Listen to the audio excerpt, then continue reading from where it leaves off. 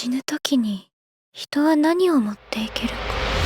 政府の特権階級によって人類が支配された地球。100の単位で死体がゴロゴロしている。それに抗う者と対峙する者をつなぐ一人の少女。危険な少女と接触してしまった。うまくいくかな。私は預言者ではなくてよ。でも水の下に行っちゃうんじゃないかな。人類の希望になると願った男の正義が揺らいでいく。全てが狂っている。勝った者が正義になるということを胸に刻め。